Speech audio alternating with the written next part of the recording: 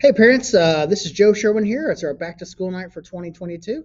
Just wanted to briefly give you a rundown of the course, the syllabus, which your students have already brought home, things like remediation, materials that might help your child, things of that nature. So hopefully you're having a great start to this year.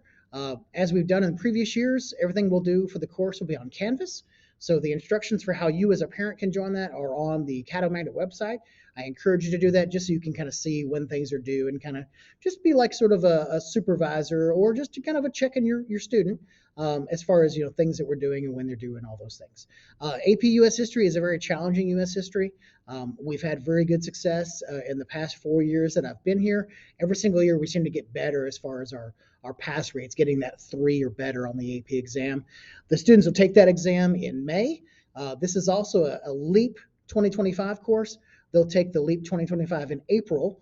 The good news about that is that the LEAP 2025 in U.S. history is only on the second semester stuff from 1876 all the way through 2022. Okay, whereas AP U.S. history, the entire course is all U.S. history. Okay, so that in a nutshell is the course. This is my 4th year at Magnet. I was at Southwood High School before that. I was at Fair Park High School before that. I am the History Club main sponsor here at Magnet High School. I'm also one of the assistant softball coaches, so I'm very involved extracurricular wise here as well. I'm sure your students are as well. Okay, so if you or your student go into Canvas, of course, my page, U.S. History Honors AP, I've got 3 sections of that this year. The things to be concerned about for your student really are the module section. That's in the announcements. That's kind of where we will announce major changes and things like that in the announcements. Also, the modules is where all the content is there. It's really awesome that teachers have been able to use Canvas for the past 2.5, 3 years because really everything's there. All we have to do is hit a button, change a due date, and it's all there for the entire year. So, for example, one of our modules that I like to use is I like to call an online resources module. It's one of your top modules for your student on this page. It's got all kinds of remediation help. It's got every study guide for every single test we're going to take, even some lectures that go over the entire study guide. So it's all there. So it's really nice to have that all there as far as planning purposes. And really, if we ever have weather days or God forbid any sort of COVID or anything like that, it's all there. Your student has an extended leave for whatever reason, it's all there. No one has to fall behind. It's all there for everybody. Okay. What I thought we'd go over in this short back to school night video would be the syllabus. So if you go into Canvas and click on the syllabus, you'll see a copy of the syllabus. And one of the things that was not included on the syllabus passed out to students was when we look at remediation. Okay, this is a very challenging course. The first test we're going to have is going to be a challenging one. Students may or may not get the grade they want. It's kind of a trial by fire thing to see kind of what we're looking for. We're going to prepare your student as best we can. But we don't want students to feel defeated. So in a way to sort of help them in 2 ways, provide the content that they need. We're going to go back and look at some of that. We'll do some remediation through either the AMSCO book or Khan Academy or other resources we can use. So they're going to get the content, which is really what the course is all about, all U.S. history.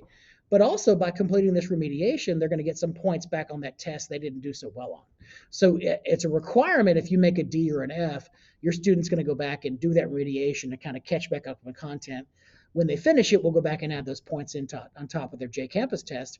But it's available for anybody. So even if a student makes a B and they want an A on the test, they can go and do this remediation, and it will serve to help them in that way, content-wise, as well as grade-wise. So that's something that we're going to do this year as well. Okay. As far as the syllabus goes, here it is on your screen. Required student materials, headphones.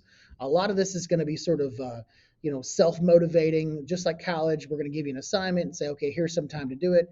A lot of scheduling. We have to cram in a ton of history into 1 year. Okay, so independent learning activities, students will have an opportunity to listen to lectures and videos and things like that, kind of work at their own pace with or without group mates. Okay, class fee, it's only $3 to be paid on pay for it. Colored pencils, we do a lot of maps. A reliable computer, if they don't have one, they can check one out from the library, or I have some in class in case theirs is being kind of funky on a day we use it. I can't stress enough though, my students are going to get a lot of paper stuff in class. We're going to have obviously everything else will be on Canvas. Everything will be on Canvas, but they need a pretty big binder. This is a 3-inch binder, and they're going to fill this thing up. So it's really important that if you haven't done so already, you get a big binder, 3-inch binder, not one of those real small binders, because that's going to get filled up in a matter of weeks just because of the nature of the course. Okay. We do a lot of most of our submissions as far as work goes are going to be on Canvas, so they need to be able to use their phone to scan in documents or Google Docs and submit that to Canvas. They've done this before, so if your student has a problem with that, we can work that out. I can help you with that. They can ask their peers. So far, so good. No one has had a big issue as far as submitting work. If ever there's an issue where Wi-Fi's down or phone isn't working properly to submit, the students know if they just send me a quick reminder or an email, then there won't be a late penalty. Okay, so as long as it's not a consistent thing. Okay, as far as homework goes, they're going to have a lot of work. That's just the nature of the beast. I try to give students at least 2 days ahead of time before something's due. Okay, as far as tests go, like I said, one of the modules has every single unit test guide that we have. So it's already there. So there's no surprise as far as if the test is next week, where's the study guide, Mr. Sherwin? Well, it's on Canvas. It's been there since day one. So it's there. Okay. We use the school calendar as far as testing, scheduling our test. Our first test is already on that calendar. It's September 1st. So that'll be our first test. Okay. As far as absent work, it's not a real big problem for AP US history students in my experience. If something's late, it's 20% off, okay, per day. So if it's more than a day late, it kind of goes down sufficiently like that. The only exception to that is, let's say there is an activity that we do that we're going to talk about the next day, and we're going to use class discussion and what your student did to facilitate the classroom discussion. Well, it's not really fair if we're going to talk about all the notes they took and kind of add to them and supplement them, and if there's a student who didn't do it, they can't just sit there and write down the answers and expect just a small late penalty because we just did it for you. That's not fair. So for things like that, it's a 50% penalty. Doesn't happen a whole lot, but it's there for a reason to encourage you to make sure you turn in work on time. Okay. Everything else, the remind code is here. Your students have it as well. We are going to do our very best to get your student to where they need to be. One of the big challenges for this course is pacing.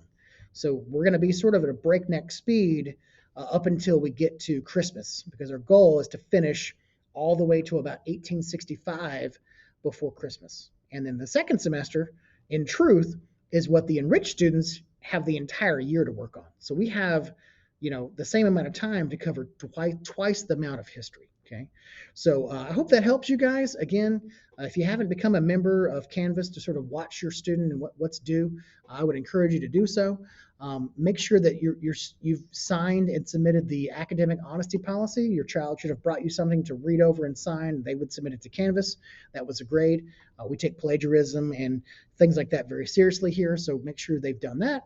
Other than that, if you have any questions, you can always email me. I look forward to any of your questions. You guys have an awesome day. Bye.